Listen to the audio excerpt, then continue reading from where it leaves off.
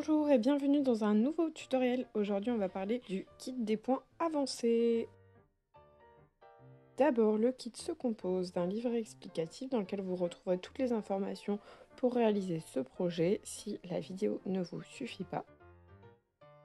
Vous aurez ensuite 3 échauffettes de fil à broder DMC fil classique. Vous avez également une toile à broder en popeline de coton biologique, un tambour de broderie et une aiguille de broderie. Pour commencer, nous allons mettre le tissu dans le tambour. Pour ce faire, rien de compliqué, il suffit d'ouvrir la vis du cercle extérieur, poser le cercle intérieur sur une surface plane, poser le tissu par-dessus et venir ensuite pousser le cercle extérieur sur le cercle intérieur. On appuie bien et ensuite on va finir de fermer la vis bien comme il faut. Si c'est trop difficile avec les doigts, prenez une pince. Tirez ensuite le tissu sur tout le tour pour pas trop déformer l'impression du tissu. Une main tient les deux cercles ensemble, l'autre tire le tissu. Tirez bien le tissu, refermez la vis, tirez le tissu, fermez la vis et ainsi de suite. On sait que la toile est bien tendue lorsqu'on pose le tambour sur une surface plane et qu'on ne peut pas toucher la table à travers. Quand ça fait un bruit de tambour, c'est que vous pouvez passer à la broderie. Pour commencer, on va enfiler l'aiguille. Pour ce projet, moi je ne brode qu'à 6 brins, donc avec un fil de broderie complet. Donc observez bien la façon dont je le fais, on passe bien le fil entre les doigts pour l'aplatir le plus possible, qu'il épouse la forme du chat de l'aiguille. Ensuite, on fait un nœud à l'extrémité du fil et on peut passer à la broderie. On va commencer avec le point d'arête, c'est un point très chouette pour venir faire des feuilles. On commence par tracer la nervure centrale sur le haut de la feuille, en partant de l'intérieur de la feuille vers le sommet. On fait donc un point comme ça. Puis on va ressortir l'aiguille, ici à droite, de cette nervure centrale sur le contour qui a été dessiné, le contour de la feuille. On va venir ensuite piquer sous le point central, mais à l'opposé. Si à droite de nervure en haut, on va repiquer à gauche de la nervure en bas. Puis on ressort en haut à gauche de la nervure centrale pour venir piquer ensuite à droite en bas de la nervure centrale. Et ainsi de suite, en fait, chaque point va venir recouvrir légèrement le point précédent. Et c'est cet effet de croisillon qui va former une belle feuille. Pour tous les points, de toute façon, si les explications du livret ne vous suffisent pas, si la façon dont je l'explique n'est pas claire pour vous, n'hésitez pas à repasser encore et encore et encore les images. C'est souvent beaucoup plus parlant que des mots. On finit bien la feuille en suivant toujours bien le contour extérieur de celle-ci. Et ensuite, on finit avec un petit point lancé pour faire la tige. Pour continuer à vous exercer, vous pouvez faire la seconde feuille dans une autre teinte. Moi, j'aime bien varier les teintes, ça donne un peu de vie au modèle, sinon c'est un peu plat si tout est fait de la même couleur. Et maintenant que les deux feuilles en point d'arête sont faites, on va pouvoir passer au passé plat. Vous avez donc 3 formes différentes et avec 3 orientations différentes. Donc là, en fait, on va juste venir faire des points d'un bord de la forme au bord opposé de la forme, en les gardant tous bien parallèles et surtout bien collés les uns aux autres. Je vous ai tracé quelques lignes comme repères, mais c'est vraiment à titre indicatif. Le plus important, c'est de rester bien dans la régularité en suivant bien le contour de la forme.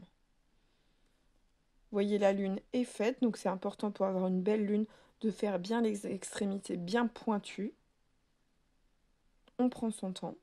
De toute façon, plus on prendra notre temps, plus le résultat sera beau. Si vous n'êtes pas satisfaite du résultat, n'hésitez pas à recouper les fils et à recommencer. C'est comme ça qu'on apprend, c'est normal. Une fois que la lune est faite, vous pouvez faire les 2 autres formes en suivant exactement le même principe.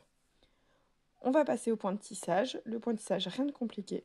On va d'abord faire en point lancé toutes les lignes horizontales en faisant un va-et-vient d'un point à l'autre. Ici, j'ai choisi de le faire en 2 couleurs pour qu'on voit bien la différence. Mais vous pouvez très bien choisir de le faire en monochrome. Et c'est là où ça se complique pour les verticales. On va venir passer l'aiguille. On sort d'abord l'aiguille, bien sûr, du tissu sur un des points. Et on passe l'aiguille sous une ligne horizontale, puis sous la suivante, sur, sous, sur, sous, sur, sous. Vraiment, on tisse, on fait du tissage, d'où le nom du point. Avant de revenir piquer l'aiguille à travers le tissu dans le point opposé de cette ligne verticale. Une fois qu'on a fait la première ligne verticale, on va faire la seconde. Soit vous passez d'abord l'aiguille en premier, soit le chat. Le chat, ce sera peut-être plus simple pour pas piquer l'aiguille dans l'une des lignes horizontales. Pareil, on fait dessus-dessous, mais à l'opposé qu'on a fait sur la ligne précédente, et c'est comme ça qu'on obtient cet effet de tissage.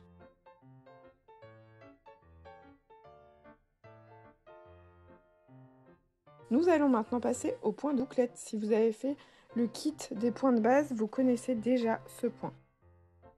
Ici, je ne vous réexplique pas vraiment la base de comment faire un point de bouclette, mais je vous montre 2 façons. Donc la fleur, vous l'aviez déjà dans le kit des points de base. Si jamais vous ne connaissez pas ce kit, je vous mets la vidéo en lien tout de suite. Et donc ici, on va joindre les différents points de bouclette par le centre. Donc les bouclettes vont être à touche-touche les unes aux autres par le côté pointu de la bouclette, alors que sur la feuille, ensuite, vous verrez qu'elles sont jointes par le côté bombé, avec le côté pointu à l'extérieur.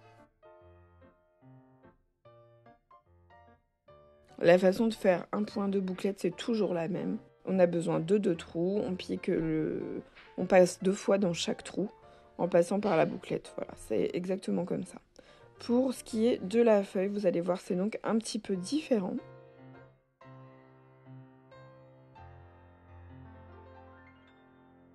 Pour ce qui est du point de bouclette pour faire la feuille, on va partir du point qui est tout en haut, au sommet de la feuille. Et on va commencer, vous voyez comme sur l'image, à piquer par le haut et non pas par le centre. Les différents points de bouclette vont donc être joints par le côté bombé du point. Et vous voyez, un peu comme pour le point d'arrêt tout à l'heure, il faut que les points soient un peu en quinconce, les uns par-dessus les autres. Et c'est ça qui va donner cet effet de feuille. Ce serait une feuille un peu plus fournie, peut-être un peu plus grossière suivant le fil que vous utilisez. Par contre, ça peut remplir plus rapidement et avec un peu moins de passage une feuille. On va maintenant passer au point de pistil. Vous allez voir que le point de pistil, c'est une variante du point de nœud. Pour ce qui est du positionnement des mains, c'est pareil, je vous renvoie au kit des points de base. Une main pour tenir le tambour et pour tendre le fil, et l'autre main pour tenir l'aiguille. Donc, moi, je suis droitière, donc je tiens le tambour avec ma main gauche. Je viens enrouler le fil autour de l'aiguille avec la main droite. Je descends l'aiguille sur le fil avant de repiquer à travers le tissu. Et c'est qu'une seule fois que l'aiguille est dans le tissu qu'on peut lâcher la tension dans le fil. Pareil pour le point de pistil, vous voyez, je vous en propose 3 en solo. Et juste en dessous, vous aurez une fleur faite de 6 points de pistil. Et voilà le résultat. Nous allons passer au centre du projet avec le point de feston. Là, c'est pareil, on retrouve un peu la même idée que dans le kit des points de base. On suit les numéros. Donc on va venir à partir du 4 piquer en biais. On tire mais pas complètement pour laisser un peu comme une boucle.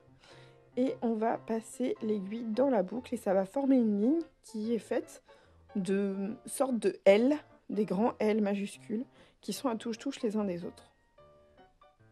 C'est un point qui est souvent utilisé pour les finitions de couverture en polaire. C'est un point qu'on utilise beaucoup aussi quand on travaille la feutrine.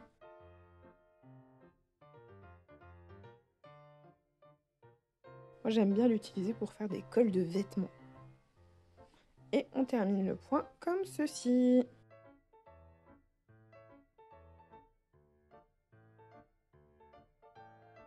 Il est temps maintenant de passer au point arrière. Comme le point de pistil qui était une variante du point de nœud du kit des points de base, le point arrière surjeté est lui une variante du point arrière que vous avez vu également. On commence donc, c'est un point qui se fait en 2 passages. Premier passage avec un fil complet à 6 brins pour faire un point arrière classique. Donc c'est comme sur les images, pareil si besoin, allez voir la vidéo du kit des points de base. Et là où se situe la variante en 7, donc au tout début de la ligne, avec ici une couleur contrastante, mais ça peut être avec la même, et avec un fil à 3 brins, je ressors mon aiguille et je vais venir passer l'aiguille sous chaque point pour venir enrouler chaque jointure entre les points. Et c'est ce qui va donner un fil bicolore torsadé. Une fois que vous êtes passé sous chaque point, donc on n'est pas passé encore à travers le tissu, on repique à l'extrémité de la ligne, ici en 8.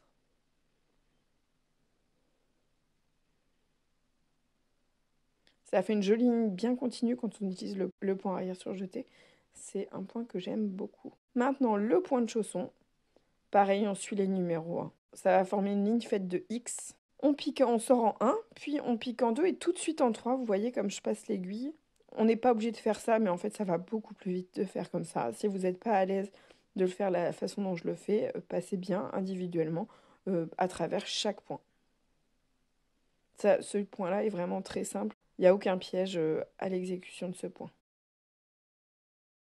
Le point de poste, lui, c'est un des points les plus compliqués de ce kit. C'est pareil, on va retrouver un peu l'idée du point de nœud.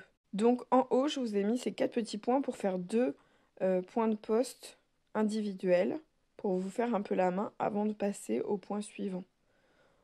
Donc on pique dans un premier trou, puis tout de suite dans le deuxième, mais on ne sort pas l'aiguille, on la laisse bien dedans. Et on va enrouler le fil plusieurs fois, là 5 ou 6 tours, je pense que ça suffit. Et on les redescend bien sur le fil, on tire pour les mettre à plat, vous voyez, ça fait une sorte de petit asticot. Et une fois que c'est fait, on repique à travers le tissu. Alors je vais vous remontrer, parce que c'est vrai que c'est un point un peu technique qui mérite d'être fait et refait et re-refait. Donc on pique l'aiguille depuis l'arrière dans un trou, on repique dans le point en face, mais on ressort tout de suite l'aiguille pour l'avoir bien à plat à travers le tissu, dans le premier point par lequel on était passé. Le fil qui sort de ce premier point, on va venir l'enrouler donc plusieurs fois autour de l'aiguille. On garde bien ce petit enroulé de l'aiguille plaqué contre le tissu avec ses doigts. On tire, on repique et donc on a le point de poste. Il est un peu complexe ce point, c'est normal que vous ayez besoin d'un peu de temps avant de le maîtriser. C'est pour ça que pour celui-ci, vous avez 3 exercices. Si vous avez besoin de plus, prenez un petit tissu blanc, un petit tissu à côté non élastique et testez-le encore et encore et encore. Plus on le fait, plus on le maîtrise. Moi, c'est un point, par exemple, que j'ai mis dans le kit de l'herbier brodé. Si jamais vous connaissez ce kit pour faire la lavande. Et le rendu est vraiment très beau. Pour faire une rose en point de poste, on va d'abord commencer par faire le centre de la fleur avec 2 points de poste parallèles, comme ici. Et ensuite, on va venir les recouvrir les uns par-dessus les autres et ainsi de suite, en faisant des plus en plus longs. Une fois fini, voilà ce que ça devrait donner.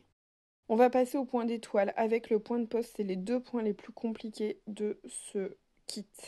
On part du point qui est tout au sommet, on saute un point et on pique dans le suivant. On revient un point en arrière, on saute un point et on pique dans le suivant. En fait, il y a une idée un peu comme le point arrière pour remplir cette étoile. Une fois qu'on a fait le premier passage, on devrait obtenir donc cette étoile. Je sais qu'il est un peu complexe, donc passez bien la vidéo plusieurs fois pour comprendre la mécanique. Une fois que le premier tour est fait, deuxième, on va piquer à 1 mm à l'intérieur, voyez, de la ligne, à 1 mm des points, des différents sommets. Et en fait, à chaque fois, plus ça va aller, plus on va se rapprocher du centre pour remplir l'étoile. C'est important de garder une constance dans la façon dont on fait ces points-là pour que le résultat soit vraiment nickel. Quand je vois les rendus de ce kit sur les réseaux sociaux, je vois que c'est le point sur lequel les gens ont le plus de mal. Donc, d'où l'intérêt de cette vidéo.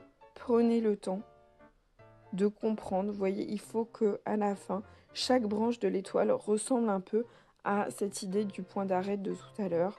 Vraiment, les uns par-dessus les autres, en quinconce, encore et encore. Et à la fin, vous devriez obtenir ce joli résultat. Si ce n'est pas le cas, désespérez pas, découpez les fils et recommencez. Le dernier point que je vais vous montrer pour ce kit, c'est le point d'araignée côtelé. Donc contrairement au point d'araignée qu'on a vu dans le kit des points de base, on n'est pas obligé d'avoir une structure avec un nombre de bras impair. Par contre, on est obligé d'avoir des bras tous de la même taille comme pour le point d'araignée. Pour le point d'araignée classique, on fait une structure pareille avec des bras comme une étoile comme ça et on va passer l'aiguille sous un point, sous le suivant, sur, sous, sur, sous, sur, sous, sur, sous. On alterne pour retrouver cette idée du point de tissage et tout ça. Ici, on va passer sous 2 bras. On repasse à nouveau sous le deuxième. On passe l'aiguille sous 2 bras. On tire son fil. On revient en arrière, donc on va enrouler le dernier point sous lequel on est passé. Et on va à nouveau passer sous ce bras, puis sous le suivant. Je sais que quand on explique des dessus-dessous, dessus-dessous, c'est un peu complexe de le voir. C'est pour ça que je vous ai mis la vidéo. Vous comprendrez mieux, évidemment, avec la vidéo qu'avec les mots. Sinon, je vous renvoie au livret explicatif où tout est également détaillé en pas à pas. Une fois qu'on a bien recouvert chaque bras, vous voyez, on pique à l'intérieur de la fleur et on obtient cette forme d'étoile de mer. On va passer au dernier point d'araignée côtelé. C'est également un nombre de bras impair, mais ça pourrait être un nombre de bras pair que ça ne changerait rien. Vous voyez, il est plus gros, donc on voit mieux les détails du côté côtelé. Vous avez terminé ce kit, bravo. J'espère que vous y avez pris du plaisir. C'est vraiment tout l'intérêt. Dans le kit, vous avez suffisamment de fil pour faire chaque point 2 fois. Donc comment on procède? On coupe les fils sans couper la toile et on recommence. En broderie, c'est vraiment important de s'exercer encore et encore. Pour finir le dos, si jamais vous voulez exposer votre projet dans le tambour, il vous suffit de coller avec du pistolet à colle chaude, par exemple, sur l'intérieur, vous voyez, sur la tranche du cercle intérieur. Ici, je ne vais pas le faire parce que je vous réserve un autre tutoriel une fois que j'aurai fini toute la série des kits d'apprentissage. Évidemment, je vous mets tous les liens en barre d'infos. Voilà ce que vous devriez obtenir. Donc, une fois que c'est collé, on coupe l'excédent de tissu. Et on vient d'apprendre une dizaine de nouveaux points de broderie.